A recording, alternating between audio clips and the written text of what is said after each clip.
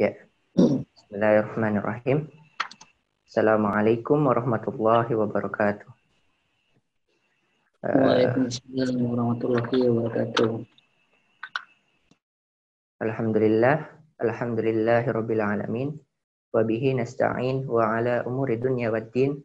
Wassalatu wassalamu ala asrafil anbiya'il wal mursalin wa ala alihi wa sahbihi ajma'in. Ya, alhamdulillah ya, pada kesempatan kali ini kajian fikih dapat dilanjutkan kembali meskipun di tengah-tengah masa pandemi corona ini ya. Ya, kajian fikih yang kali ini adalah berjudul apa itu fikih ya.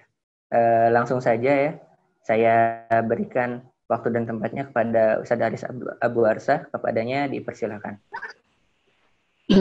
Baik. Bismillahirrahmanirrahim. Assalamualaikum warahmatullahi wabarakatuh. Waalaikumsalam warahmatullahi wabarakatuh. Alhamdulillah walladzi arsala rasulahu bil huda wa dinil haqq liyudhhirahu 'ala dini kullihi walau karihal kafirun. Wassalatu wassalamu ala asrafil anbiya'i wal mursalin wa ala alihi wa sahbihi wasallam ajmain amma ba'd. Sebelumnya suara saya jelas? Alhamdulillah jelas.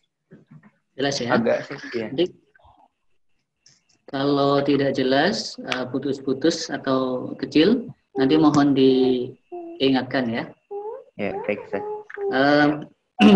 Alhamdulillah, ikhwan sekalian yang dimuliakan oleh Allah, kita bisa kembali bertemu di dalam kajian fikih kita. Alhamdulillah. Ini adalah kajian yang pertama setelah sempat vakum ya. Jadi dalam kajian fikih sebelumnya kita sudah sampai kalau nggak salah 53 pertemuan 54 dan 54 ya, 54 pertemuan, dan alhamdulillah pada kesempatan malam hari ini kita mulai lagi putaran pertama ya, atau putaran kedua. Sekarang kita mulai lagi putaran kedua. Kita akan coba review lagi dari awal kajian kita, karena bisa jadi ada yang tidak mengikuti kajian fikih kita dari awal, tapi bisa jadi memang ada yang dari awal sudah mengikuti kajian fikih ini. Tapi saya pikir tidak masalah, karena kalau di dalam kalangan ahli ilmu itu dikatakan bahwa innamal ilma al-muraja'ah. Jadi sesungguhnya ilmu itu adalah pengulangan. Jadi aktivitas mengulang ilmu itu merupakan aktivitas yang biasa ya di tengah-tengah orang-orang yang melakukan thalabul ilmi, termasuk di kalangan para sahabat ya. Di kalangan para sahabat aktivitas untuk mengulang atau murajaah itu menjadi aktivitas yang memang didorong untuk dilakukan ya. Imam Ali bin Abi Thalib misalnya, di dalam yang disebutkan di dalam Sunan Ad-Darimi, beliau mendorong atau menyampaikan nasihat beliau bahwasanya hendaklah kalian itu senantiasa mengulang-ulang hadis, sehingga dengan mengulang-ulang hadis itu maka ia tidak akan pergi. Jadi begitu juga dengan sahabat yang lain, misalnya Ibnu Abbas, beliau mengatakan bahwa beliau itu lebih suka ya mengulang ilmu daripada sholat malam. Maksudnya karena ada keutamaan di dalam aktivitas mengulang atau murojaah terkait dengan ilmu. Nah, begitu juga kebiasaan untuk murojaah atau mengulang ilmu itu adalah kebiasaan yang juga dilalui atau dilakukan oleh para ulama dari golongan tabi'in ataupun tabi'ut tabi'in. Misalnya kalau di dalam mazhab Syafi'i misalnya ada Imam Al-Muzani. Jadi beliau itu adalah murid dari Imam Syafi'i. Jadi beliau mengatakan bahwa beliau itu membaca kitab Ar-Risalah, ya, kitab karangan Imam Syafi'i, itu kurang lebih 500 kali. Jadi membaca kitab Ar-Risalah. Dan setiap kali membaca, itu beliau mendapatkan faedah baru yang belum pernah beliau dapatkan sebelumnya. Nah, jadi yang ulama saja, itu beliau sampai mengulang kitab Ar-Risalah Imam Syafi'i, itu sampai 500 kali. Kita sekali aja belum tamat, ya, bacanya. Atau jangan-jangan melihat kitabnya saja belum pernah. Gitu. Nah, jadi kebiasaan mengulang ini adalah kebiasaan yang dimiliki oleh atau dilakukan oleh para ulama, para ahli ilmu, para penuntut ilmu. Jadi insya Allah ini menjadi sesuatu yang tidak mengurangi, ya, tidak mengurangi kebaikan di dalam majelis ilmu. Termasuk aktivitas review atau mengulangi ilmu itu insya Allah tidak akan mengurangi pahala menuntut ilmu, ya. Bukan berarti kalau kita menuntut ilmu yang sudah kita pernah tahu misalnya, bukan berarti pahalanya itu lebih sedikit dibandingkan kalau kita menuntut ilmu yang ilmu itu belum pernah kita pelajari misalnya. Ya. Nah, justru tadi, ya, ketika kita mengulang sebuah ilmu, malah kita akan mendapatkan faedah baru. Bisa jadi mendapatkan pemahaman baru. Kenapa? Karena bisa jadi ketika kita murajaah atau mereview ilmu kita, ya, atau mengulang ilmu, kita berada pada kondisi yang tidak sama dengan ketika kita mempelajari ilmu itu pertama kali. Ya. Bisa jadi ketika kita mengulang ilmu itu, kita sudah mendapatkan maklumat-maklumat tambahan lain. Yang dengan maklumat-maklumat itu, maka justru menambah pemahaman kita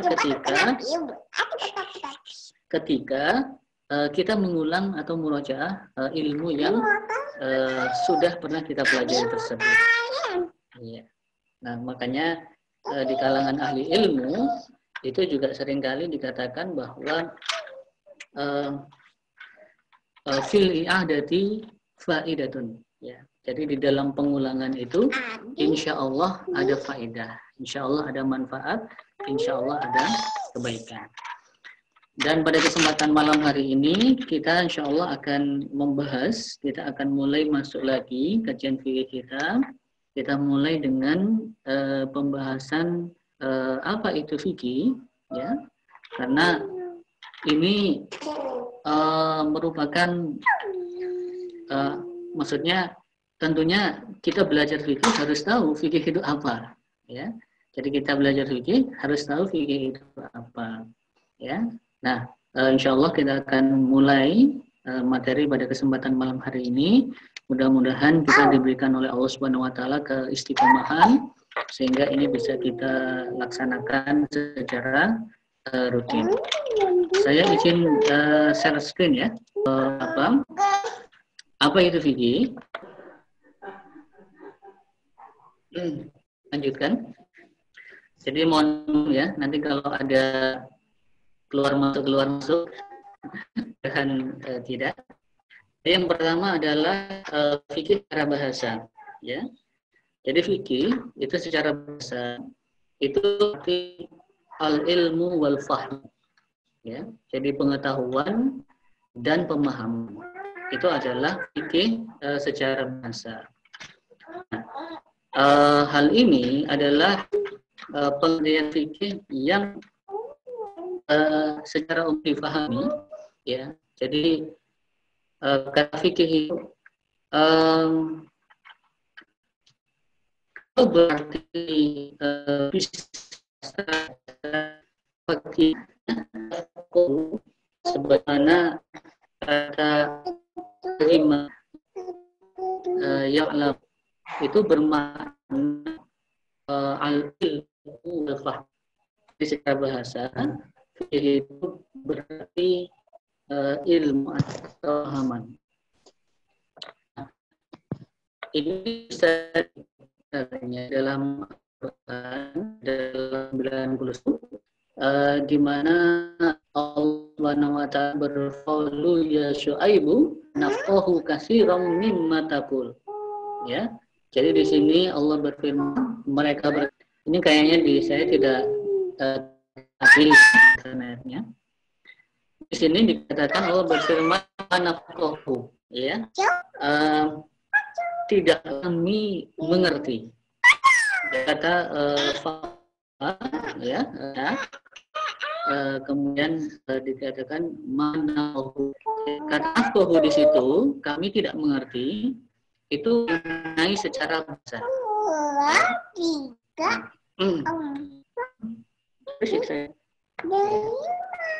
Nah, ini Al-Quran dalam bahasa yang ada di surat Hud ayat 91. Ya. Begitu juga misalnya, ya, di dalam firman Allah, di dalam surat An-Nisa ayat 78, Allah berfirman, "Fama li haula'il qaumi la yakaduna yafqahuna hadisa." Nah, jadi di sini ada la yakaduna yafqahuna. Ya. Jadi kata yafqahuna itu dimaknai secara bahasa, yaitu adalah memahami. Yaqudu maknanya adalah yafhamuna, ya, memahami.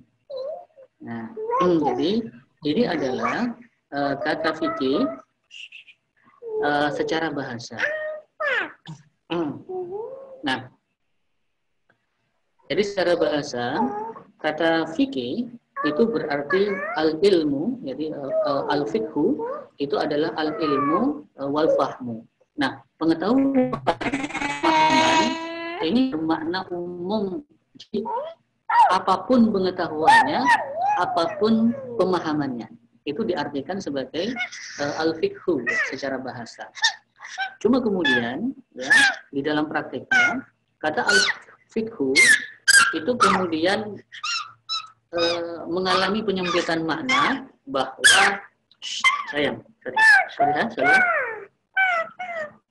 bahwa kata fikhu itu tidak dimaknai sebagai pengetahuan atau pemahaman secara umum.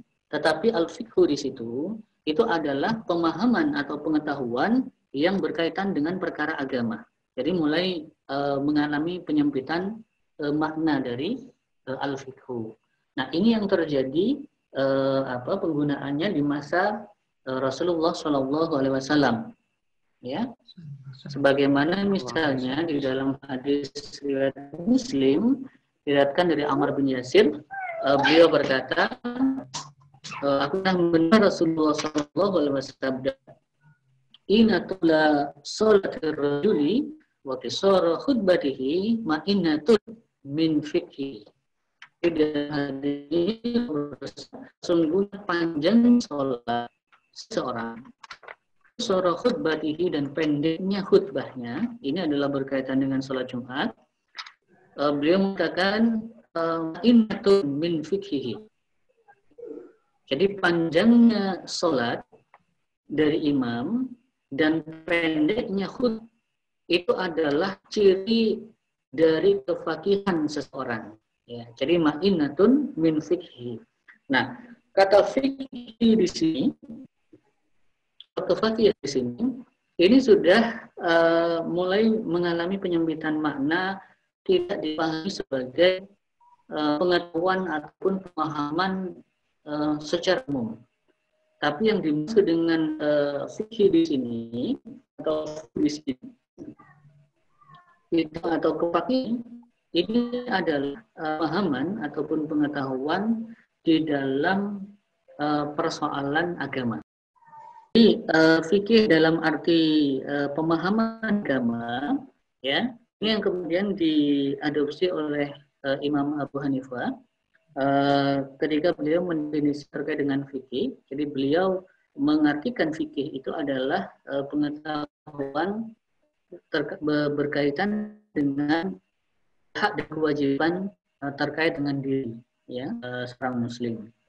Nah, sehingga apa yang dimaksud dengan fikih ini memang termasuk yang difahami atau disampaikan oleh Imam Abu Hanifah.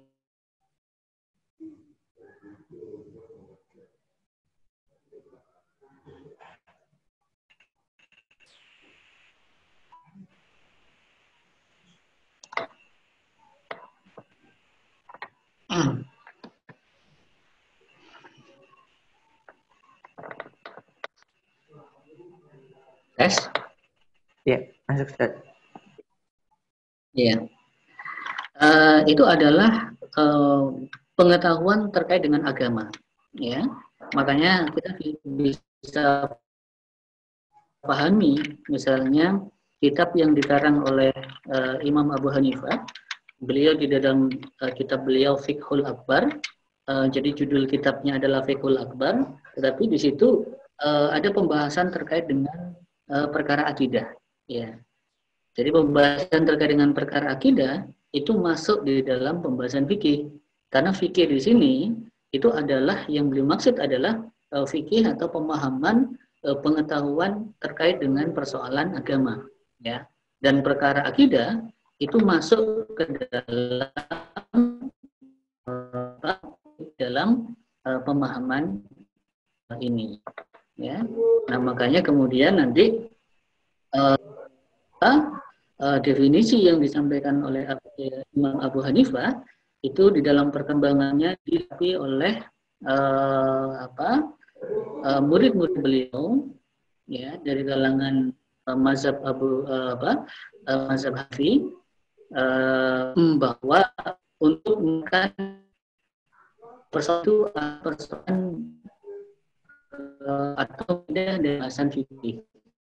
Jadi ada masuk dalam bahasan. Nah, ini adalah fikih dalam bahasa. Selanjutnya adalah fikih secara istilah. Nah, terkait dengan istilah secara umum tidak berpendapat, ya. Jadi hampir semua itu memahami atau mendefinisikan itu secara itu hampir tidak benar, ya. Yang pertama ini misalnya yang disampaikan oleh Imam Al-Amidi dalam kitab beliau Al-Ihkam fi Usulil Ahkam. Jadi Imam Al-Amidi ini adalah dari Syafi'i, ya. Jadi beliau itu mendefinisikan fikih sebagai al-ilmu bil ahkami syar'iyyatil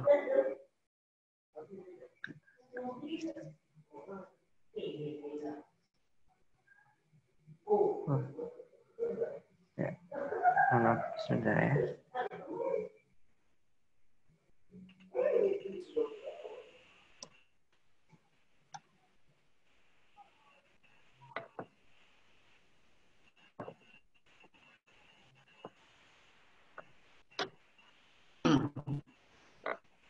Lanjut ya.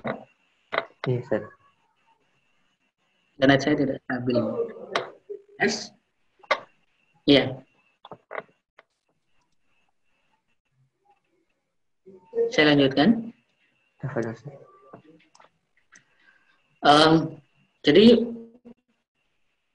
fikih itu secara itu adalah ilmu syar'i, ya. Al-tasab adillatiha tafsiliyah. Ya. Jadi yang dimaksud dengan fikih itu adalah ilmu, ya, pengetahuan bil syar'iyyati, terhadap atau tentang hukum-hukum syariah al-amaliyah yang bersifat amali atau praktis, ya, yang ia didapat ada min adillatiha tafsiliyah, ya, dari dalil-dalilnya yang terperinci. Nah, apa yang disebutkan oleh Imam Al-Midi ini sama, ya, dengan lain, ya, yang ada sedikit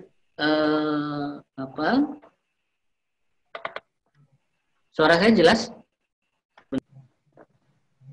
Sementara menurut Abu Ishaq, ya, Asy-Syirazi, jadi Abu Ishaq Asy-Syirazi ini beliau juga ulama mazhab Syafi'i. Menurut beliau, jadi yang dimaksud dengan fikih, ya, apa nih, balik lagi? Fikih atau wal fikhu itu adalah ma'rifatul ahkami syar'iyyati allati tariquha al-ijtihadi. Jadi ini agak sedikit beda, walaupun sebenarnya tidak terlalu berbeda. Jadi beliau menyatakan bahwa yang dimaksud dengan fikih, ya, kalau sebelumnya Imam Al-Midi itu menyatakan bahwa fikih itu adalah al-ilmu, sementara Abu Ishaq Asy-Syirazi beliau menggunakan istilah ma'rifah atau ma'rifat. Jadi ma'rifatul ahkam syar'iyyati dalam konteks ini yang difahami itu tidak, atau yang menjadi objek itu tidak berbeda, yaitu al-ahkamu asy-syar'iyyah, ya. Hanya saja tidak ada rincian sifatnya di sini. Kemudian beliau menyatakan allati tariquha al-ijtihad, ya.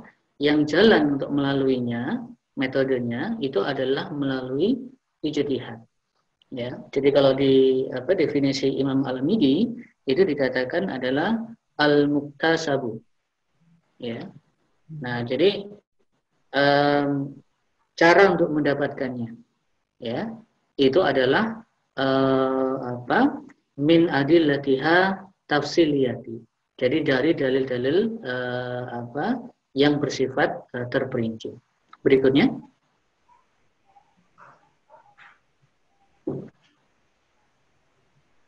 Slide berikutnya. Nah, begitu juga yang disebutkan oleh Imam As-Sawqani di dalam kitab Irsyadul Fuhul. Beliau menyatakan bahwa definisi fikih itu adalah al-ilmu bil ahkam syar'iyyah an adillatihi tafsiliyah. Jadi ini agak berbeda, ya, agak sama, hanya saja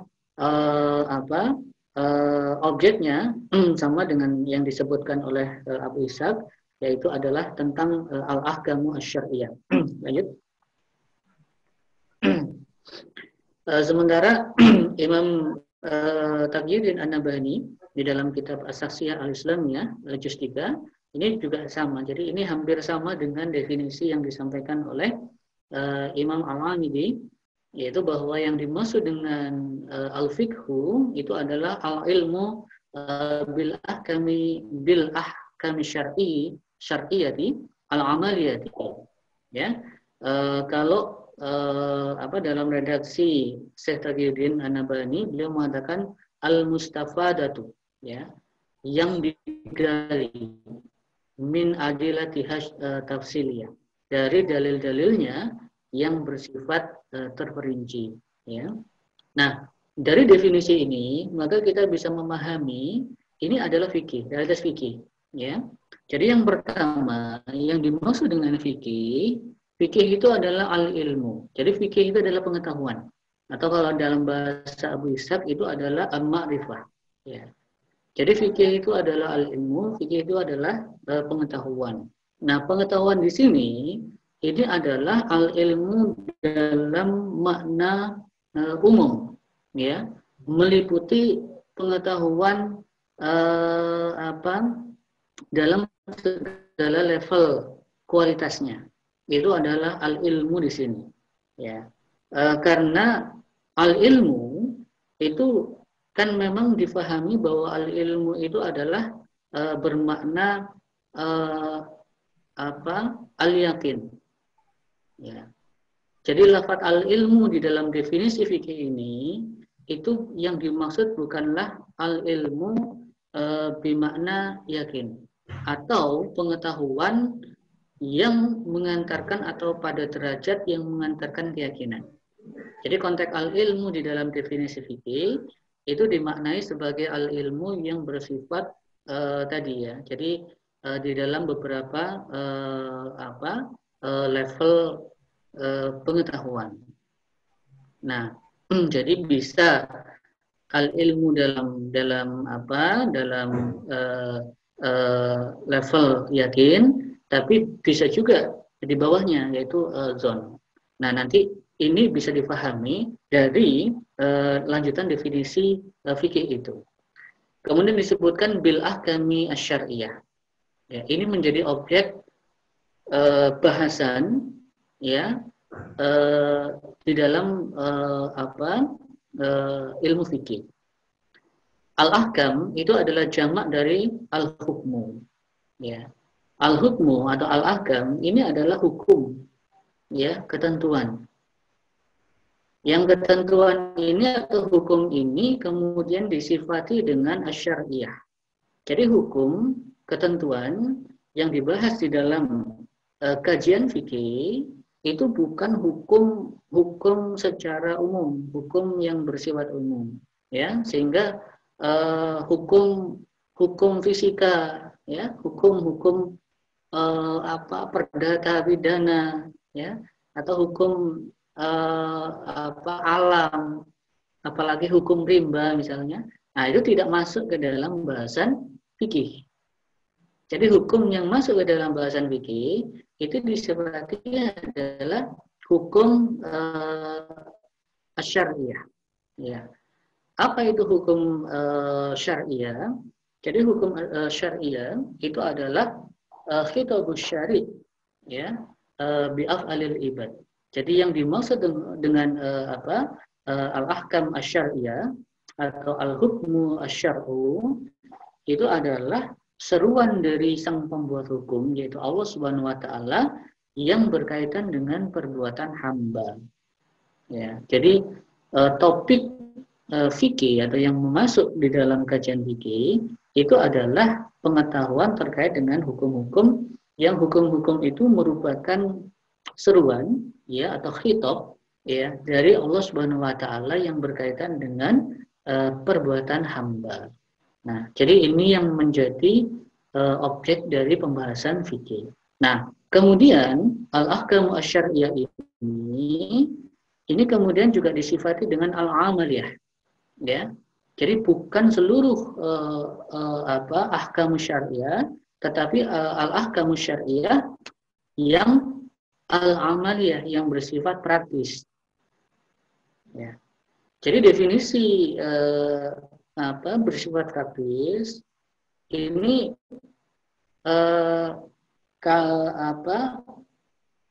untuk mengeluarkan ya bahasan terkait dengan hal-hal yang ada di dalam agama itu yang bersifat usul. Ya.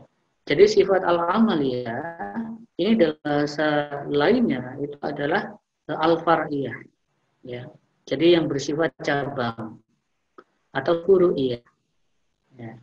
Nah, sehingga tidak termasuk bahasan di dalam fikih, ya, di dalam ilmu fikih yang dalam definisi ini itu adalah perkara-perkara usuluddin, ya, perkara-perkara dasar di dalam agama, atau dengan kata lain adalah perkara akidah.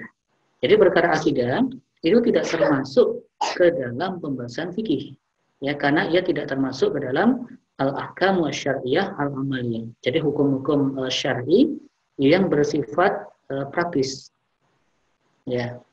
Nah, al-mustafadatu ya. Jadi al-mustafadatu ini merupakan penjelas dari al-ilmu. Ya, jadi kalau al-ahkamus syar'iyyah al-amaliyah tadi itu adalah objeknya ya.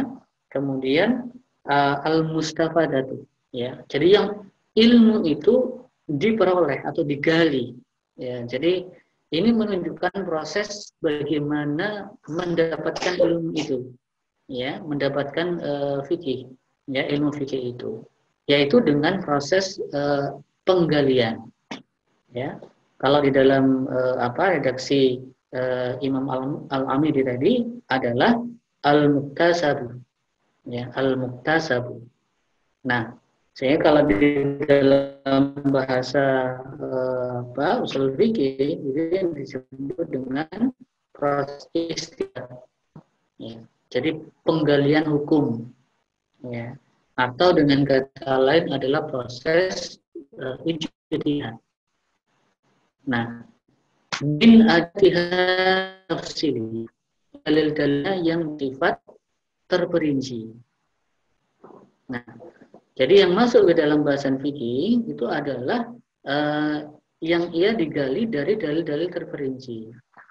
Ya, jadi tidak termasuk ke dalam pembahasan fikih itu adalah yang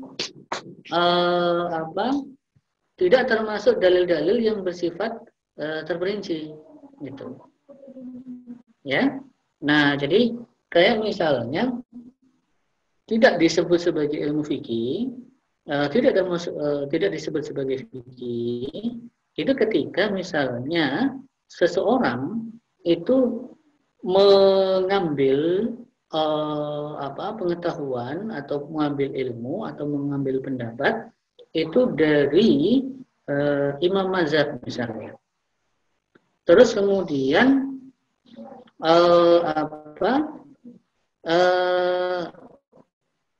kenapa kemudian mengambil pendapat dari imam mazhab yang kemudian dia berdalil dengan dalil yang bersifat umum ya, di mana Allah berfirman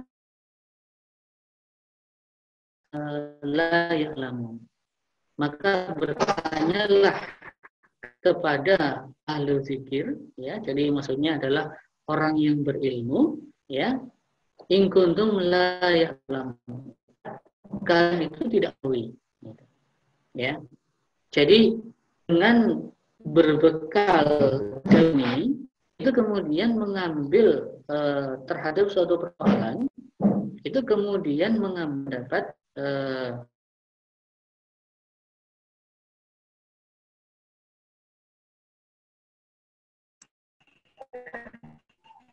ini Ustaz Aris close lagi ya. Udah masuk lagi alhamdulillah. Ya, saya.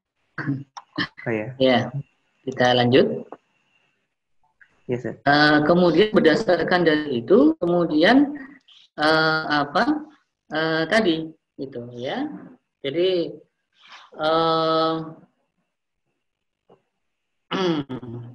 jadi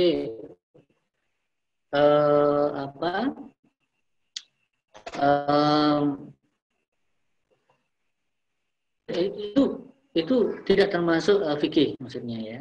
Jadi yang dimaksud kemudian mengambil dari dalil-dalil yang bersifat itu misalnya ketika mengambil dalil misalnya firman Allah wa aqimus shalah misalnya ya.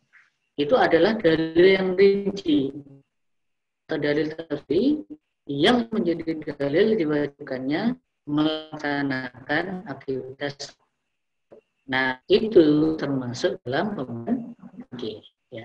Jadi itu yang dimaksud dengan definisi ini saya pikir penting untuk karena ada beberapa salah paham ya terkait dengan persoalan fikih ini. Misalnya adalah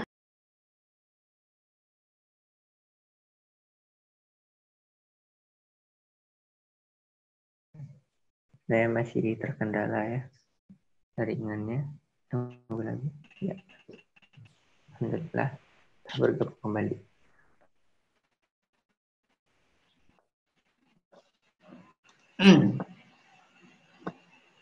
Lanjut ya, Afwan. Iya, Ustaz.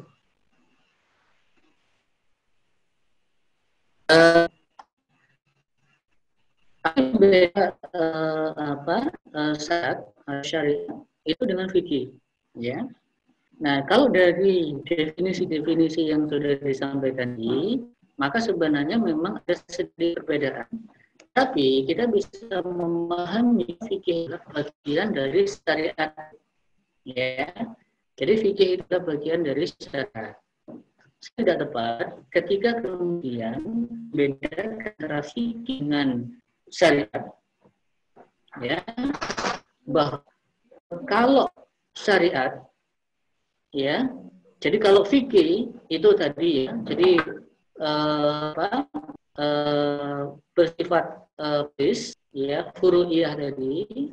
Terus kemudian kalau syariat atau syariah itu adalah perkara yang qot'i, ya. Jadi untuk perkara-perkara hukum syariat yang qot'i atau hukum itu yang kemudian disebut sebagai syariat, ya. Sementara hukum yang tidak qot'i itu yang kemudian masuk ke dalam fikih. Maka yang demikian itu tidak tepat seperti itu, ya. Begitu juga kalau kemudian memahami bahwa kalau syariat itu adalah hukum-hukum yang sudah berasal dari Allah Subhanahu wa taala, ya, dari wahyu. Sementara kalau fikih itu ada hukum yang munculnya itu adalah dari pemikiran manusia. Karena di sini ada proses ijtihad tadi, ada proses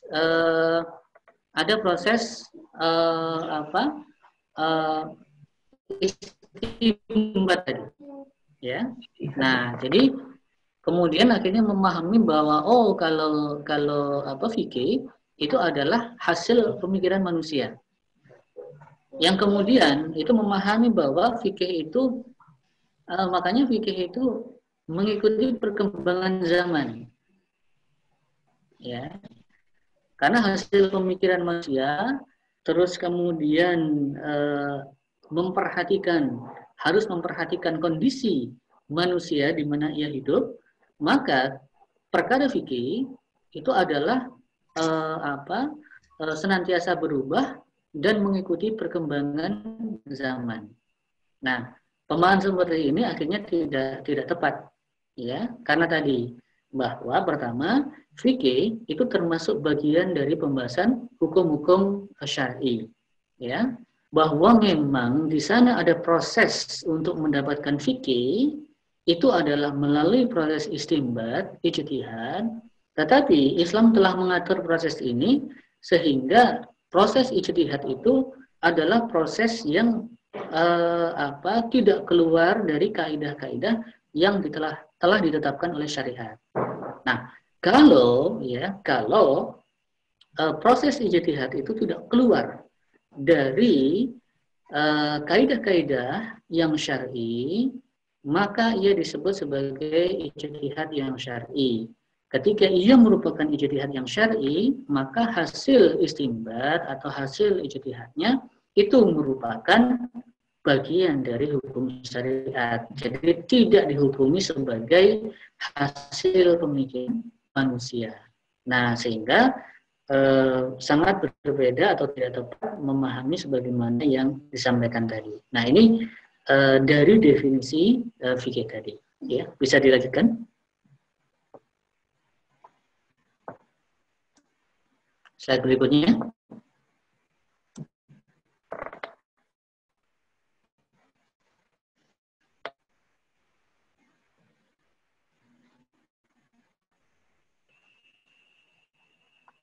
Nah, berikutnya adalah keutamaan memahami fikih, ya. Di dalam surat Taubah ayat 102, Allah berfirman, "Maka al-mu'minuna yanfi kafatan, falau faru min kulli firqatin hum ta'ifatun." Bisa balik lagi? Ya.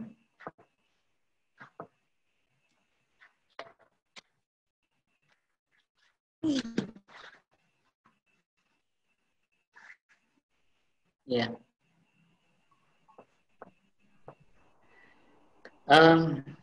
Ya. Falaula nafaru min qatimum atun liqaqu dini. Ya. Wa yunziru mahum raja'ihim allahum yahzarun. Ini adalah Taubah ya, ayat 122. Jadi di dalam tafsir Ibnu Katsir itu disebut bahwa, jadi kalau kita lihat dalam surat Taubah itu kan kalau nggak salah dalam ayat ke-41 itu kan Allah berfirman infiru ya khifafan wasiqalan. Jadi berangkatlah kalian baik dari yang ringan maupun kondisi berat. Ya. Jadi dalam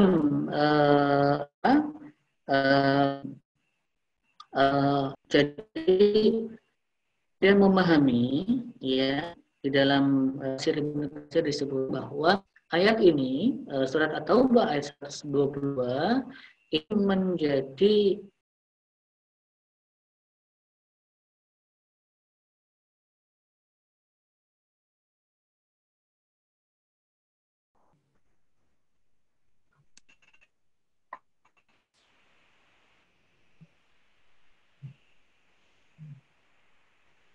saya tulisnya.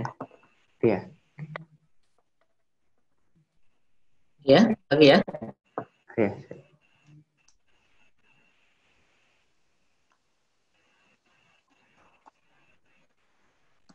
Suaranya. Ya. Oke.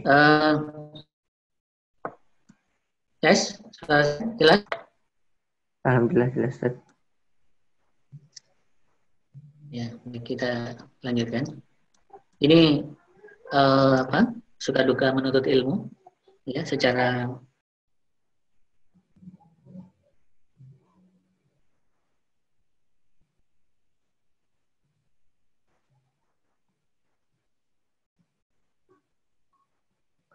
Nggak join lagi.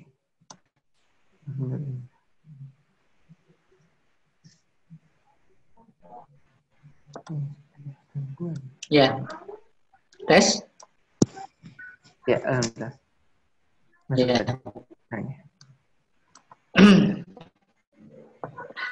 Mudah-mudahan nggak kapok ini.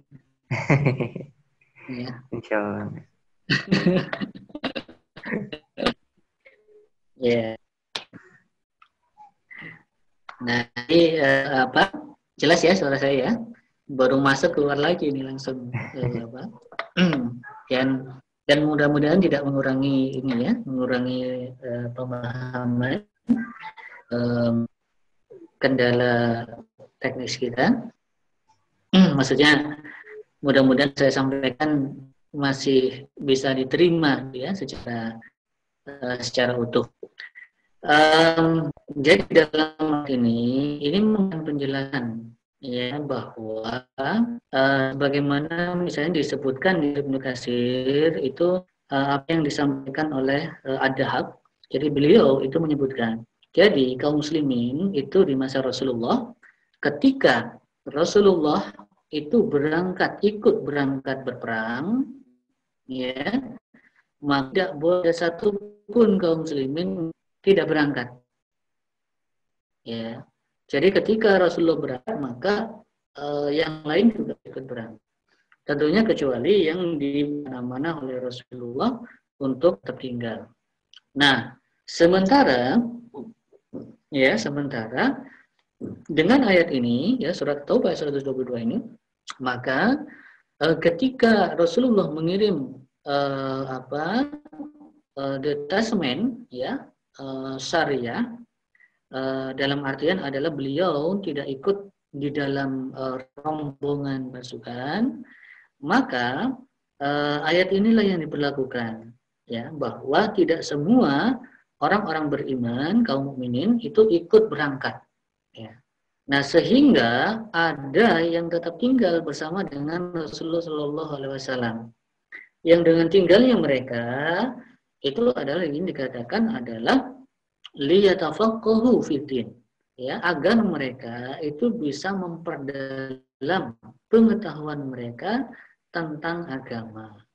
Wa yunziru qaumahum, sehingga bisa memberikan peringatan kepada kaumnya idza rajau ilaihim, ketika mereka kembali kepada mereka. Jadi yang berangkat tadi ketika kembali, maka ketika ada hadis yang disampaikan oleh Rasulullah sehingga mereka tidak hadir di dalam majelis Rasulullah, maka yang berada di sisi Rasulullah itu yang kemudian menyampaikan kepada mereka, ya. Jadi ini menunjukkan salah satunya adalah keutamaan di dalam memahami fikih ataupun tadi ya, walaupun di sini konteksnya itu adalah pemahaman agama ya secara umum, dan perkara fikih atau ilmu fikih itu masuk di dalamnya. Lanjut. Nah, Rasulullah SAW juga bersabda ini dalam hadis yang diriwayatkan dari Muawiyah bin Abu Sufyan, bahwasanya Rasulullah SAW bersabda, "May yuridillahu bihi khairan yufaqihu fiddin." Ya, barang siapa yang Allah itu menghendaki dengannya atau pada itu kebaikan, yufaqihu fiddin, maka Allah akan menjadikan faqih di dalam agama. Jadi ini juga masih umum dalam artian adalah tidak hanya ilmu fikih, tetapi adalah pemahaman terkait dengan agama. Nah, di dalam hadis ini menunjukkan bahwa ya, orang yang dia itu memiliki pemahaman agama, maka menunjukkan bahwa Allah menginginkan kebaikan padanya, ya. Jadi bukan berarti hadis ini menjadikan kemudian faham atau tidaknya, dalam atau tidaknya kita terhadap agama itu kemudian disandarkan kepada Allah SWT. Wah, saya kok nggak paham ya, saya kok pemahaman agama saya lemah, pemahaman agama saya rendah. Oh, berarti Allah tidak menginginkan kebaikan kepada kita, ya. Nah, bukan memahami seperti itu, ya. Tentunya ketika Allah di dalam sabda Rasul bahwa yufaqihu fiddin ini, maka Allah memberikan atau menjadikannya faqih di dalam perkara agama, itu tentunya kan prosesnya itu enggak ujuk-ujuk gitu ya. Jadi Allah berkehendak kebaikan, kemudian langsung kemudian tiba-tiba Allah memberikan kepada kita itu faqih fiddin, kan tidak, ya. Tentunya walaupun di sini dikatakan yufaqihu fiddin, ya, maka Allah akan menjadikannya faqih di dalam agama. Tentunya yufaqihu fiddin di sini ini melalui proses yang dilakukan, gitu, ya. Jadi tentunya dengan menuntut ilmu, dengan thalabul ilmi, dengan kemudian tadi melakukan murojaah, melakukan review dan seterusnya. Nah, dengan aktivitas-aktivitas itulah yang kemudian Allah itu akan memberikan pemahaman agama ya kepada kita. Nah, jadi ini menunjukkan ya, jadi di sini menunjukkan bahwa orang yang diberikan pemahaman agama, insya Allah dia adalah orang yang dikehendaki oleh Allah mendapatkan kebaikan baginya. Karena pemahaman agama itu sendiri adalah kebaikan. Lanjut.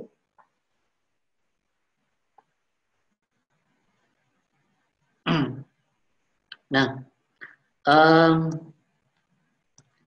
ini adalah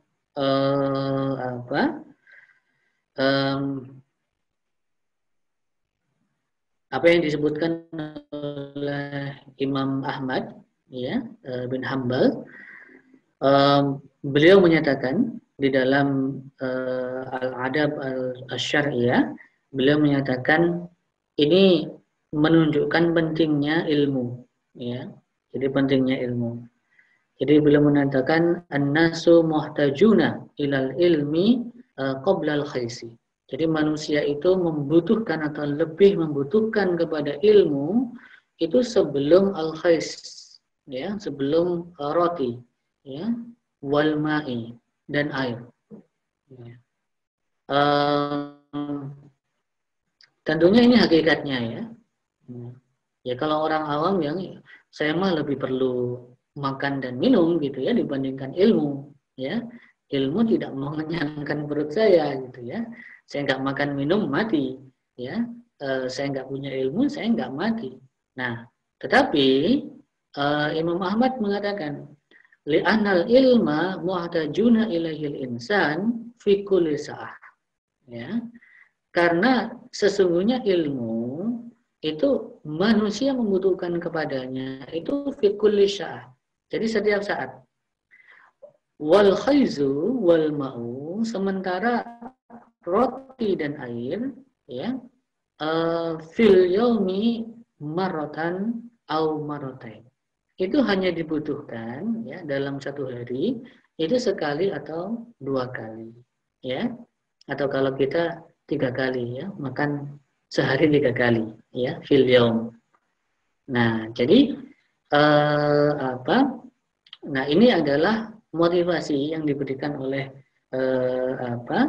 salah satu imam mazhab yaitu Imam Ahmad, bahwasanya kalau kita mau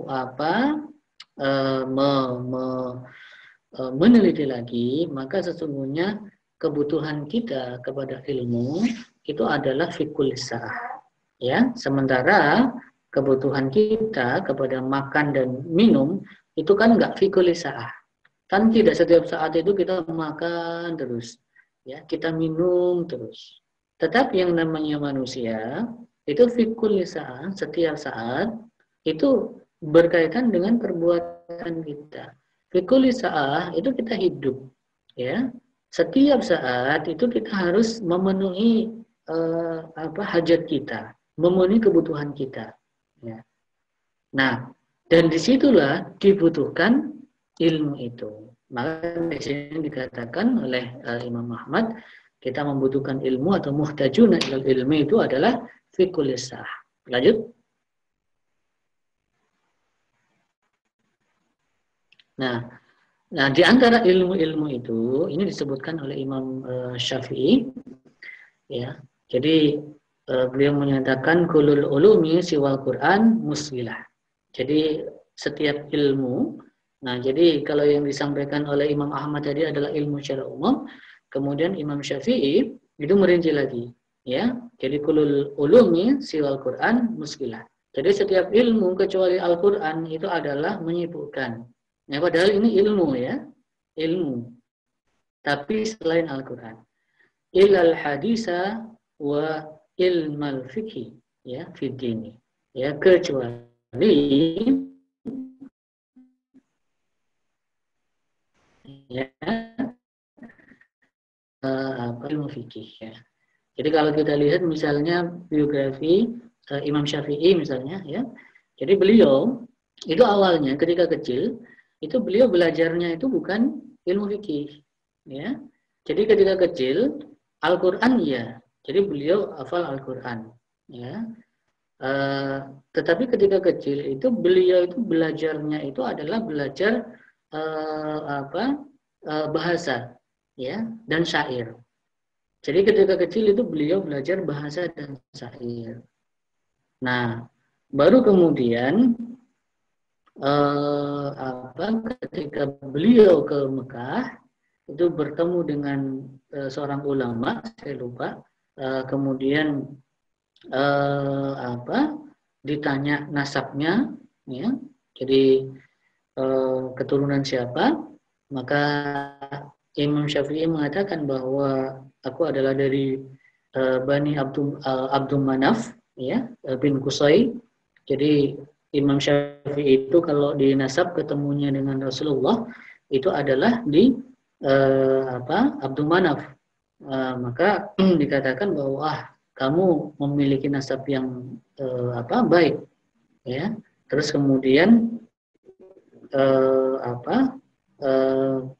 sayang sekali kalau kemudian kamu itu malah belajar syair ya. Lebih baik engkau belajar fikih. Nah, baru kemudian kalau nggak salah usia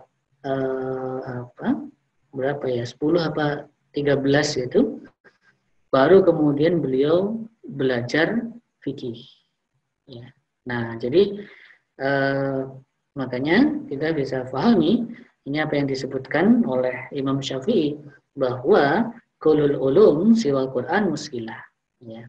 Tapi bukan berarti ini yang lagi kuliah ya ngambil waduh ini bukan Al-Quran ini belajarnya ilmunya wah ini muskilah gitu ya akhirnya bodong-bodong semua keluar Nah, tidak konteksnya tidak demikian. Nah konteksnya adalah apa yang disampaikan oleh Imam Syafi'i ini konteksnya adalah ini menguatkan pemahaman kita ya bahwa fikih itu memang salah satu perkara atau ilmu di dalam syariat itu yang penting ya sehingga tentunya kita bisa meluangkan waktu untuk belajar fikih karena ini berkaitan dengan aktivitas kita ya sehari-hari ya.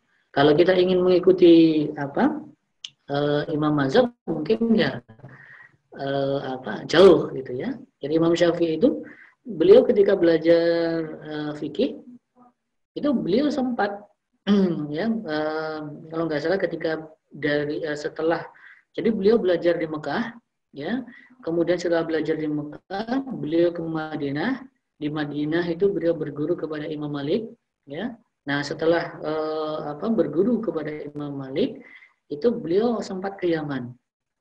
Nah di Yaman itu beliau sempat bekerja ya diangkat sebagai pejabat kalau nggak salah. Nah yang kemudian disitulah ketika itu beliau diingatkan oleh guru-guru beliau ya untuk meninggalkan pekerjaannya untuk kemudian fokus menuntut ilmu karena ada hak yang belum selesaikan.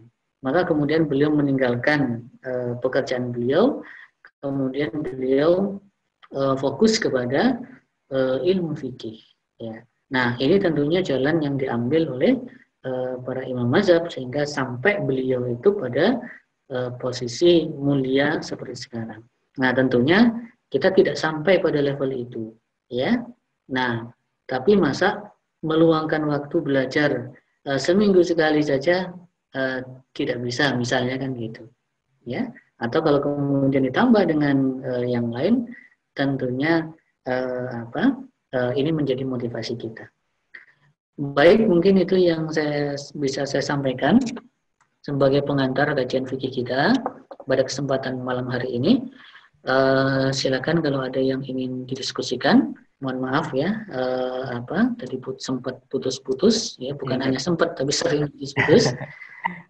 Silakan kalau ada yang ingin didiskusikan, saya kembalikan kepada akun Faris. Silakan. Jazakallah khairan. Jadi jika ada yang ingin bertanya silakan raise hand ya di partisipan mengangkat tangannya. Apabila ada dipersilakan. Nanti saya akan menunjuk.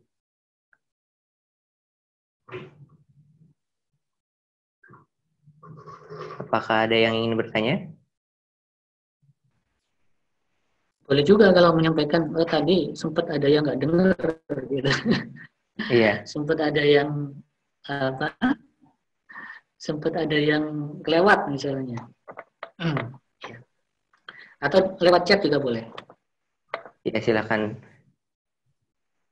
Apabila ada yang ingin ditanyakan atau ada yang kurang dipahami dari penjelasan Ustaz Aris.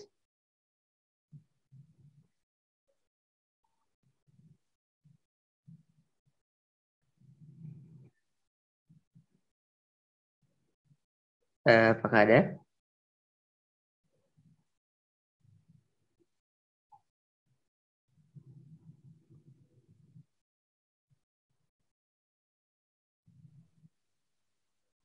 Baik, saya mungkin kalau mau nanya sedikit, Ustaz.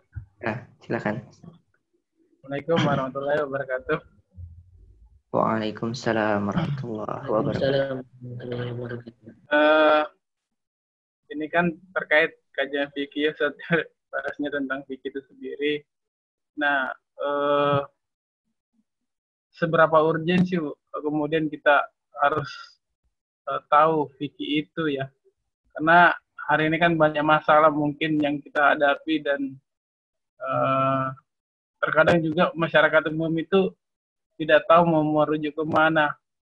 Justru tidak sedikit kemudian kelihatannya ada penyesatan gitu ya. Katakannya yang lagi tren nih, kan kalau dibilang fikih-fikih dari para ulama itu membahas sebenarnya tentang ajaran jihad maupun ajaran Islam ya, yang belakangan ini kan disinggung oleh Kementerian Agama ya, untuk kemudian yang dianggap mungkin dianggap ajaran radikal gitu ya. Sementara di sisi lain masyarakat tidak punya mafhum yang benar dengan perkara itu saat lagi gimana gitu, agar kemudian tadi ya keterhubungan atas kemudian urgensi paham fikih itu secara langsung ya.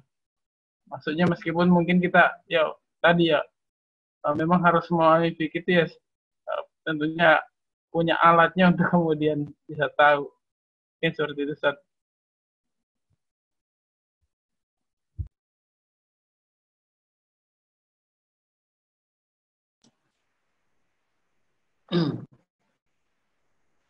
Iya. Langsung apa gimana?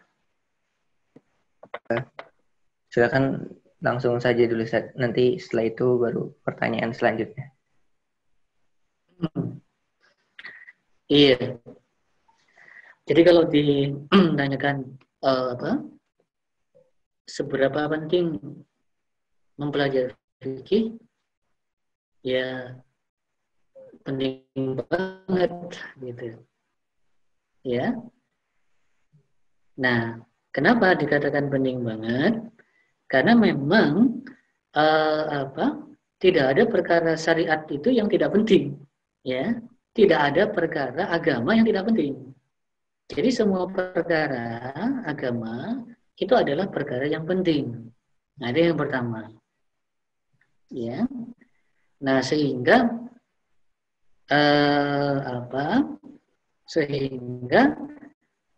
tidak ada kemudian perkara agama itu yang boleh diremehkan, ya.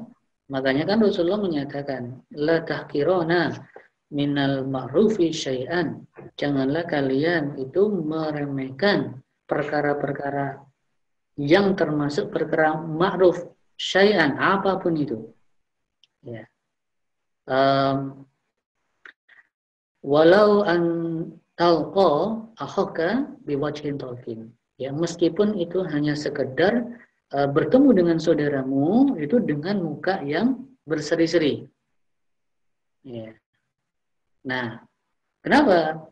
Jadi Rasul mengatakan bahwa bertemu dengan saudara itu dengan muka yang berseri-seri itu bahkan itu saja itu nggak boleh diremehkan. Kenapa?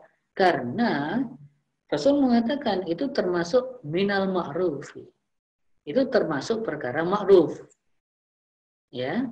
Perkara ma'ruf di sini bukan dalam artian ma'ruf itu kan secara bahasa dikenal, diketahui. Tapi maksudnya yang dikatakan sebagai al-ma'ruf di sini itu adalah perkara yang dikenal atau diketahui sebagai bagian dari perkara agama yang disyariatkan. Ya. Nah, jadi walaupun hanya misalnya syariat yang mengajarkan kita bahwa ketika bertemu dengan saudara kita, itu kita memasang muka yang berseri-seri, itu kan perkara syariat yang kalau dilihat itu kan sederhana. Tapi Rasul mengatakan jangan meremehkan. Ya. Nah, apalagi perkara-perkara yang di dalam Islam secara syar'i, dalil-dalil juga menunjukkan keutamaan atau melebihkan perkara itu dibandingkan perkara yang lain, ya. Kayak misalnya jihad. Jihad itu ada dalil syar'inya yang kemudian menyebutkan sebagai perkara yang dilebihkan dibandingkan syariat yang lain gitu. Ya. Nah, sehingga kita nanti belajar fikih atau karena itu adalah bagian dari syariat, maka itu penting ya bagi setiap muslim. Selain penting, itu adalah bagian dari kewajiban, ya, kewajiban.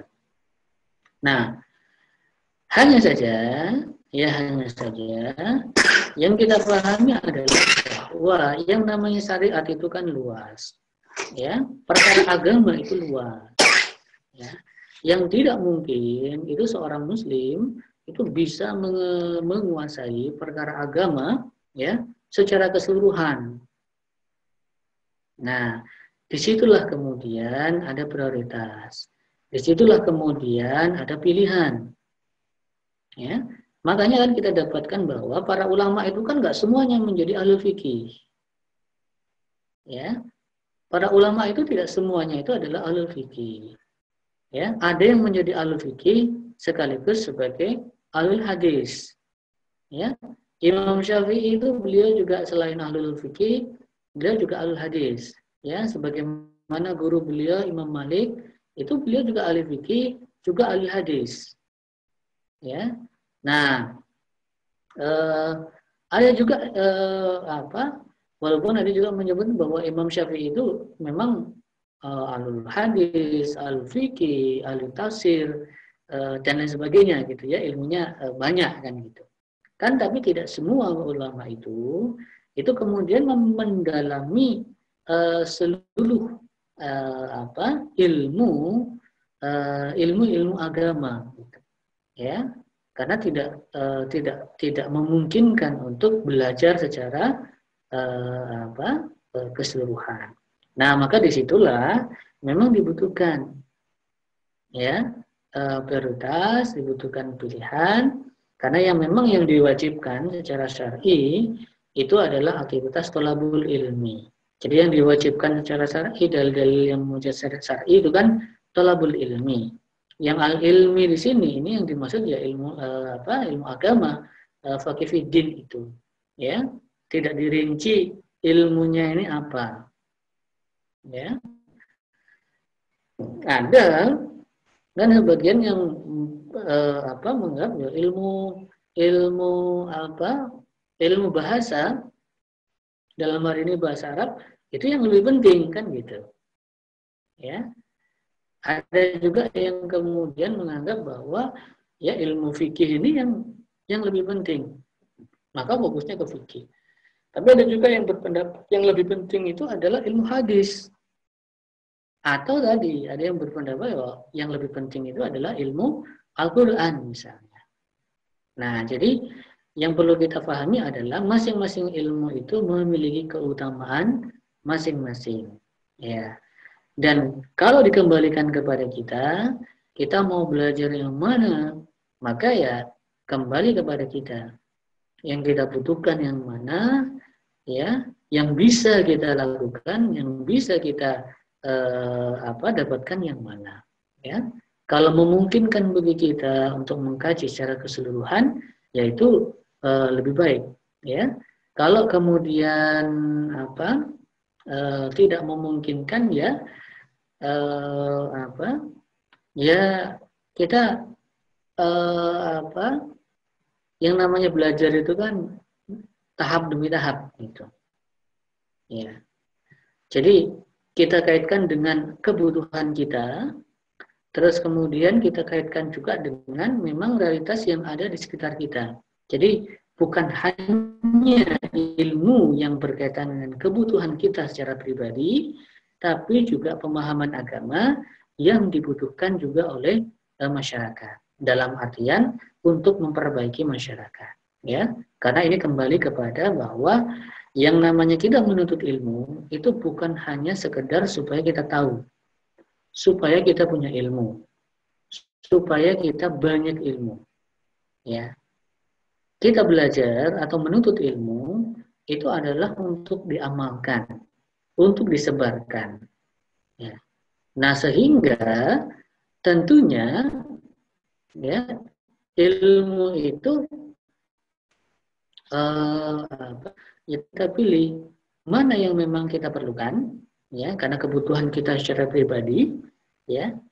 Apa kebutuhan kita secara pribadi? Ya, ilmu-ilmu yang berkaitan dengan perbuatan kita, ya, yang kita butuhkan. Karena apa?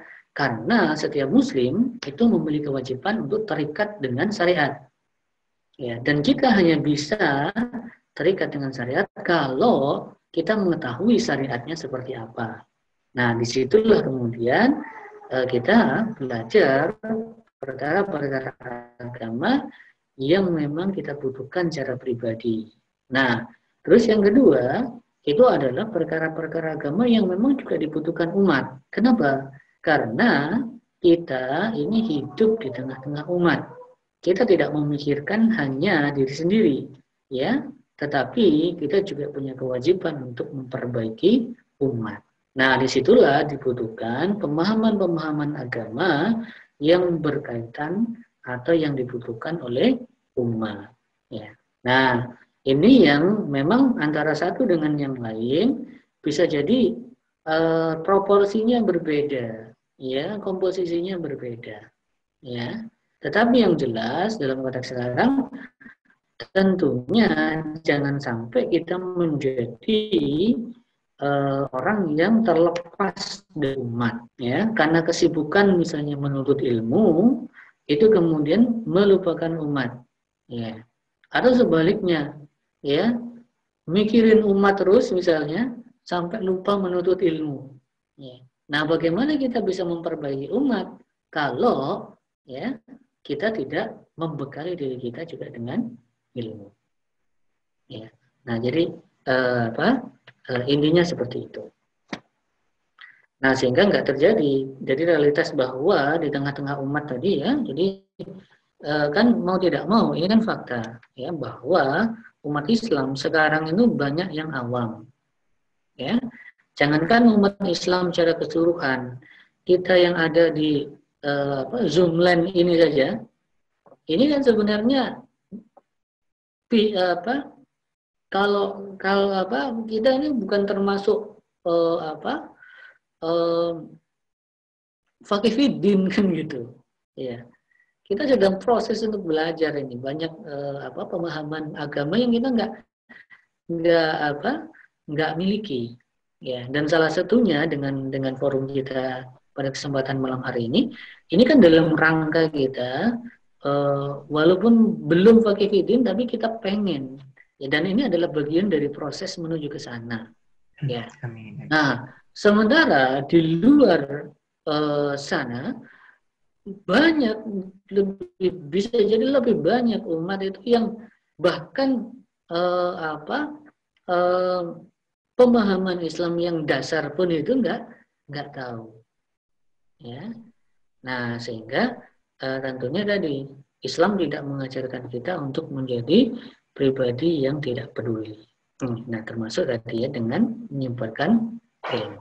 Nah, itu mungkin, ya, untuk pertanyaan pertama. Selanjutnya, lanjut. Ya, lalu pertanyaan berikutnya dari Mas Mustolih Al-Fatih, ya. Yang pertama adalah bagaimana akibatnya jika perkara akidah dibahas dengan fikih. Lalu yang kedua, bagaimana tahapan belajar fikih yang baik, Ustadz? Belajar satu mazhab dulu atau langsung perbandingan mazhab atau bagaimana? Jazakumullah khairan katsir. Iya. Jadi bagaimana jika perkara akidah itu dibahas dengan fikih?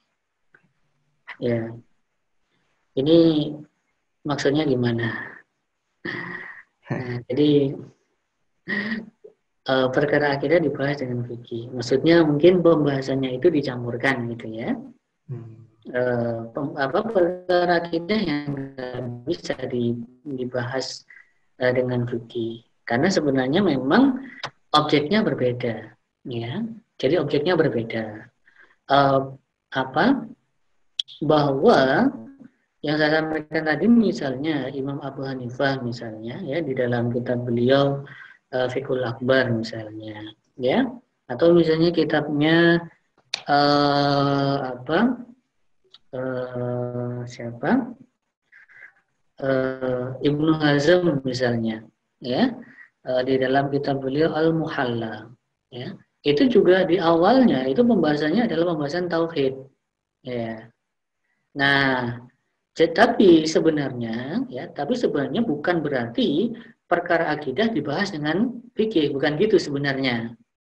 Tetapi perkara akidah itu dikumpulkan, ya, disandingkan dengan pembahasan fikih, ya, yang itu dikumpulkan dalam satu kitab gitu. Tapi bukan berarti pembahasannya campur. Kalau pembahasannya dicampur, ya memang ya bisa menghasilkan pemahaman yang tidak tepat, ya, karena memang tadi objeknya berbeda, ya. Nah, tetapi perkara akidah dengan perkara fikih itu memang memiliki keterkaitan, karena yang namanya akidah itu kan landasan, ya. Akidah itu kan landasan syariat. Keterikatan kita kepada syariat itu kan karena landasan akidah. Sementara fikih itu adalah bagian dari syariat, gitu. Ya. Jadi kan secara sederhana ngapain kita bahas fikih gitu? Kenapa kita bahas fikih? Kan karena dorongannya dorongan akidah sebenarnya. Ya. Karena kewajiban kita itu untuk terikat dengan perintah-perintah Allah. Makanya kita bahas fikih supaya tahu mana-mana perintah Allah. Artinya akidah itu menjadi landasan pembahasan fikih, ya.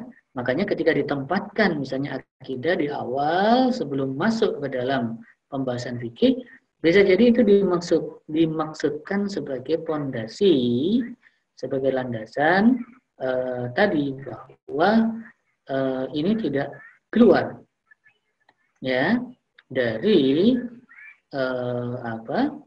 perkara akidah, ya. Nah, karena memang di dalam hadis itu kan juga banyak yang mengkaitkan kan antara iman itu dengan amal, ya. Rasul juga menyatakan bahwa iman itu memiliki cabang-cabang, ya, dan seterusnya. Nah, jadi artinya memang antara akidah dengan fikih atau antara akidah dengan syariat itu bukan sesuatu yang terpisah. Pembahasannya memang berkait.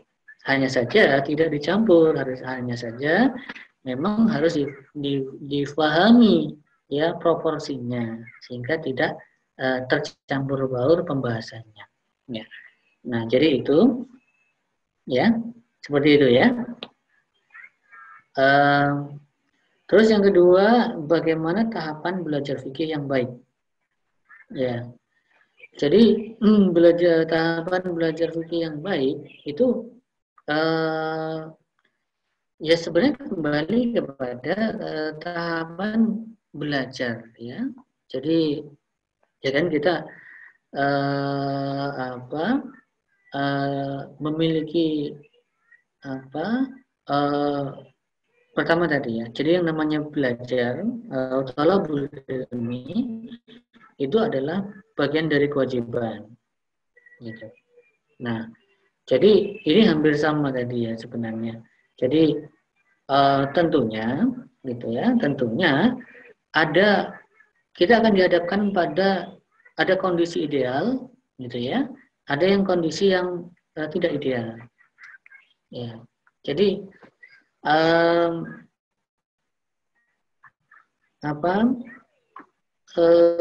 misalnya proses belajar yang dilakukan oleh para ulama, ya, itu kan benar-benar mereka itu ketika menuntut ilmu itu mereka menuntut ilmu itu dari dasar, ya, mereka menuntut ilmu itu dari dasar, ya. Nah, dan ketika menuntut ilmu itu memang total kan gitu, ya, total, ya. Dan mereka menghabiskan waktunya itu memang hanya untuk menuntut ilmu, ya. Bahkan bahkan ada beberapa ulama ya, ahli ilmu, yang mereka itu akhirnya sampai lajang, ya, sampai meninggalnya itu tidak menikah, ya. Nah, karena karena fokusnya kepada ilmu, gitu, ya. Ada ahli ilmu itu yang saking fokusnya kepada ilmu, itu untuk makan saja harus disuapin, ya. Nah, jadi karena nggak sempat makan kan gitu ya, sibuk gitu ya dengan ilmu. Nah, kita kan belum sampai pada level itu, ya. Belum sampai pada level bahwa waktu kita itu habis untuk ilmu. Nah, jadi tentunya kalau kemudian ya, iya, itu kelihatan. Aku kan iya, kan ada mas ya. Ya. Nah, jadi sehingga kalau menurut saya itu sederhananya gini aja. Kalau sekarang kita mau belajar dari mana, ya, ya kita mulai belajar dari yang kita bisa saja. Ya. Kenapa? Karena kita sekarang itu tidak berada pada kondisi yang ideal. Ya. Kenapa tidak ideal? Kita sudah berada pada kondisi yang mau belajar, tapi ya sudah bekerja misalnya. Ya, mau belajar tapi sudah berkeluarga. Mau belajar tapi ada aktivitas-aktivitas yang lain. Ya. Nah, tetapi tentunya ini berbeda kalau misalnya pertanyaan ini adalah untuk anak saya misalnya, mau belajar dari mana misalnya. Nah, jadi kalau dari kecil, nah tentunya disitulah kita bisa walaupun dalam kondisi lingkungan sekarang juga itu bukan kondisi ideal juga kan gitu, ya. Tetapi itu lebih memungkinkan untuk direncanakan atau di planning atau buat programnya. Nah, tetapi bagi kita yang kondisinya itu sudah punya kesibukan lain, nah ini yang saya katakan bahwa kecuali kalau kita memiliki azam ya yang besar sehingga saya siap untuk meninggalkan aktivitas saya, ya misalnya. Nah, tetapi tadi mungkin bisa jadi kita siap meninggalkan aktivitas kita, tetapi ingat sekarang itu kita juga berada di dalam kondisi masyarakat yang membutuhkan kita. Ya, para ulama itu mereka berada pada yang tadi ya. Jadi imam mazhab ya. Jadi imam Hanafi, Imam Abu Hanifah, kemudian Imam Malik, Imam Syafi'i, Imam Ahmad bin Hambal. Itu kan mereka Imam Abu Hanifah itu kan beliau lahir tahun 80 Hijriah. Ya. Jadi Imam Malik ya. Jadi supaya gampang ingatnya ya. Supaya gampang ingatnya itu jarak antara Imam Abu Hanifah dengan Imam Malik itu 13 tahun. Jarak antara Imam Syafi'i dengan Imam Ahmad itu 14 tahun.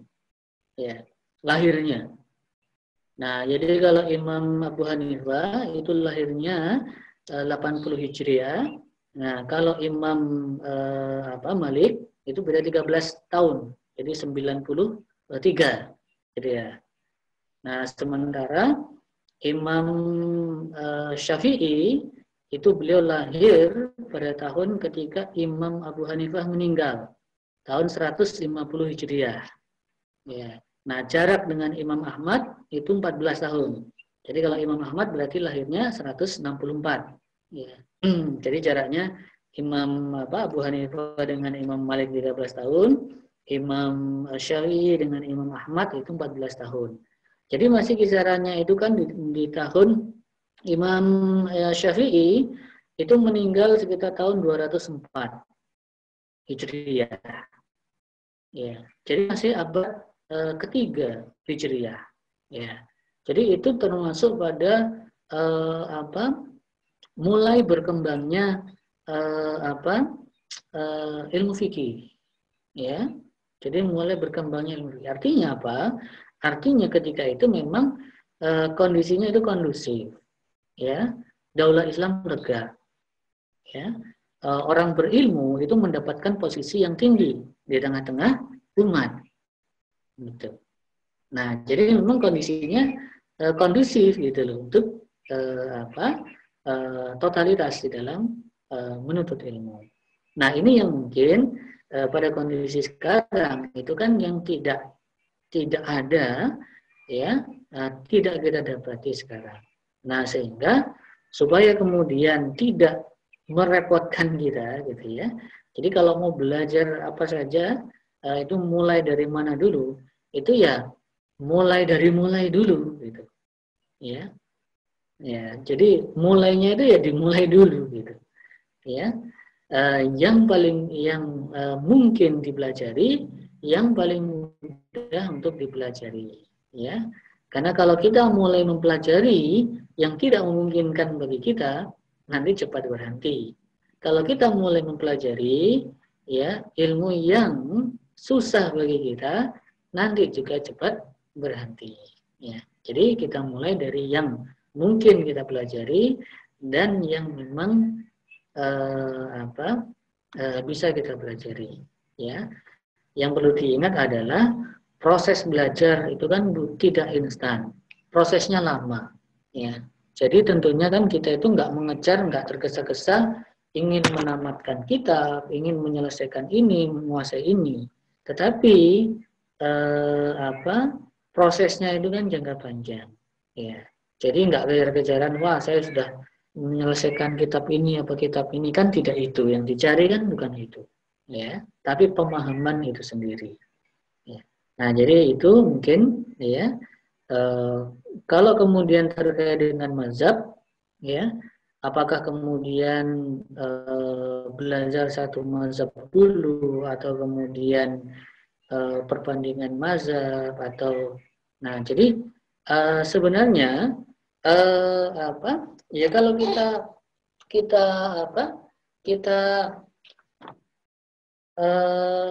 ini kan pertama yang namanya belajar atau menuntut ilmu itu kan tentunya dari guru, ya. Nah, jadi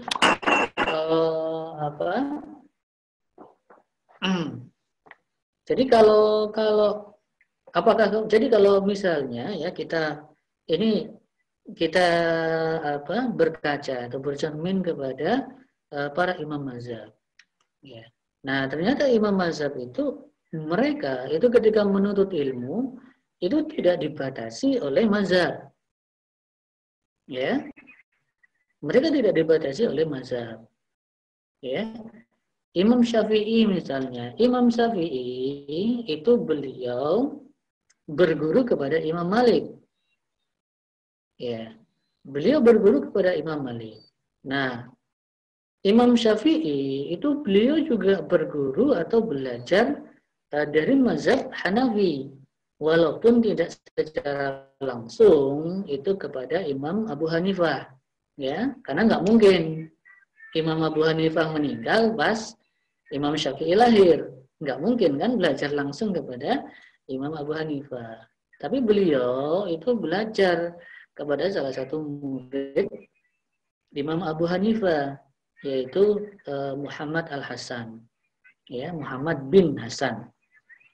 Ya, jadi salah satu murid senior dari Abu Hanifah selain Abu Yusuf. Nah, jadi artinya Imam Syafi'i juga belajar terkait dengan mazhab Hanafi, ya. Imam Ahmad bin Hambal misalnya, beliau itu juga belajar kepada Imam Syafi'i, ya. Nah, jadi Artinya mempelajari fikih itu kan para imam mazhab sendiri itu tidak membatasi ketika mereka belajar atau menuntut ilmu atau berguru, itu mereka tidak membatasi hanya kepada satu guru dengan satu mazhab tertentu, ya, atau beberapa guru hanya pada mazhab tertentu. Artinya belajar fikih itu tidak harus dibatasi dengan belajar satu mazhab terlebih dahulu, ya. Jadi itu terkait dengan mazhab. Ya. Jadi mungkin itu yang bisa saya sampaikan. Silakan kalau masih ada yang ditanyakan, atau kalau enggak ya kita bisa cukupkan. Saya kembalikan saat Faris. Ya, jazakallah khairan. Karena waktunya sudah mendekati ya, jam 10. Apa masih ada yang ingin bertanya? Pertanyaan terakhir.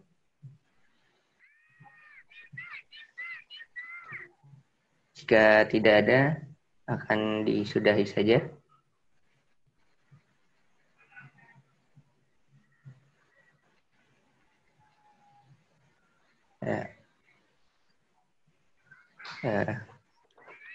Baik. Tidak ada ya.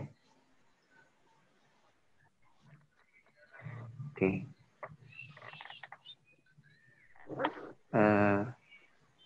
Ya sudah. Kalau begitu kita cukupkan kajian fikih kita malam hari ini. Alhamdulillah Rabbil Alamin. Jazakallah khairan katsiran kepada Ustaz Aris Abu Arsa yang berkenan untuk menyampaikan materi. Dan untuk mengakhiri kajian fikih kita pada malam hari ini, kepada Ustaz Aris Abu Arsa dipersilakan untuk doa bersama. Langsung doa penutup majelis saja. Oh ya, oke. Ya, jadi mudah-mudahan mudah-mudahan yang kita kaji pada kesempatan malam hari ini bisa menjadi pemahaman kita, ya, dan bisa diterima. Dan terakhir adalah yang saya sampaikan bahwa memang, sebagai penutup ya, jadi karena kita mengkaji fikih, ya, jadi dan fikih tadi, ya, bahwa fikih itu adalah perkara-perkara amaliyah, perkara-perkara praktis, perkara-perkara fu'iyah, ya, dari dalil-dalil yang terperinci. Jadi memang dan di tengah-tengah kaum muslimin itu banyak mazhab, banyak kemudian para ahli ilmu, para imam mazhab dengan berbagai macam pendapat terkait dengan fikih. Nah, sehingga sangat memungkinkan nanti di dalam kajian kita itu ada hal-hal yang memang terjadi perbedaan pendapat dan lain-lain, ya. Nah, sehingga saya sampaikan di awal bahwa kita sebagai kaum muslimin perlu mengajak kepada para imam mazhab, di mana mereka itu memang tidak menutup diri kepada mazhab yang lain, ya, dan tidak bersikap fanatik terhadap mazhabnya, ya. Artinya proses diskusi kemudian mencari pendapat yang terkuat itu hendaknya menjadi bid'ah, ya, menjadi kebiasaan, sesuatu yang bagi umat Islam, gitu, ya. Nah, sehingga perbedaan pendapat, ya, perbedaan mazhab itu harus difahami tidak sampai mengantarkan kepada perselisihan, ya, sehingga nanti tinggal kemudian mana argumentasi, mana pendapat yang terkuat, ya. Nah, sehingga saya juga tidak ini kan bahwa nanti yang saya sampaikan itu otomatis sesuai dengan pendapat dari para peserta kajian fikih ini. Ya, bisa jadi antum sekalian ada memiliki pendapat yang berbeda dari apa yang saya sampaikan. Ya, tapi itu tidak masalah, sehingga nanti kita bisa kaji argumentasinya, mana pendapat yang terkuat. Nah, itu yang pertama. Nah, terus yang kedua, insya Allah sebagai referensi untuk kajian kita, itu kita gunakan sebenarnya kitab-kitab fikih muktabar, ya. Jadi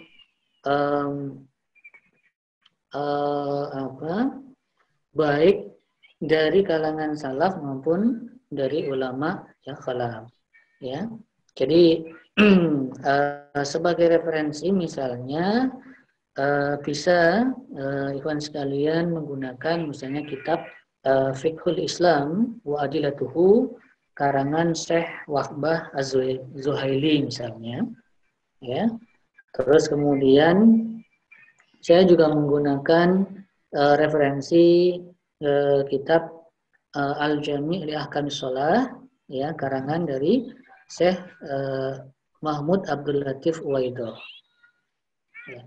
Selain itu, saya juga menggunakan atau menjadikan referensi beberapa kitab-kitab dari mazhab yang ada, ya.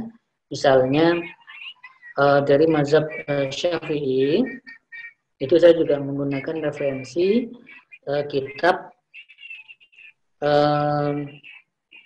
Al-Majmu', ya. Al-Majmu' karangan Imam An-Nawawi. Jadi Al-Majmu' yang merupakan dari kitab Al-Muhadzab. Ya, jadi ini merupakan kitab fikih yang cukup besar, ya, di mazhab Syafi'i, ya.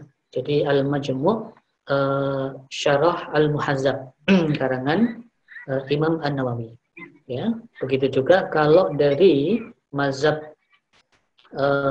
Hambali itu bisa juga menggunakan referensi kitab Al-Mughni, ya, karangan Ibnu Qudamah.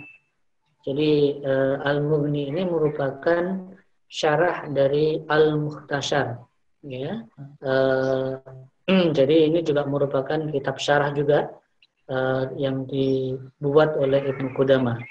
Nah, jadi ini adalah beberapa selain misalnya yang juga populer kitab Al-Um misalnya kalangan Imam Syafi'i, ya. Jadi ini beberapa referensi yang insya Allah kita gunakan di dalam kajian fikih kita, ya.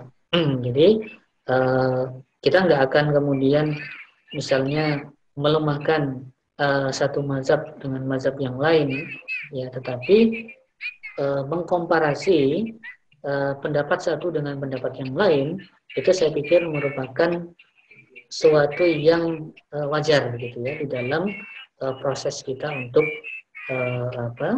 menuntut ilmu. Ya, baik, mungkin itu sebagai penutup tadi lupa saya sampaikan. Baik, saya kembalikan. Jazakallahu khairan katsiran. Alhamdulillahirabbil alamin. Akhirnya kita selesai, ya, sesi kajian fikih yang pertama ini telah berakhir, gitu. Untuk mengakhiri kajian fikih kita hari ini, mari kita menutupnya dengan doa kifaratul majlis. Subhanaka Allahumma wa bihamdika asyhadu an la ilaha illa anta astaghfiruka wa atubu ilaik. Demikian. Assalamualaikum warahmatullahi wabarakatuh.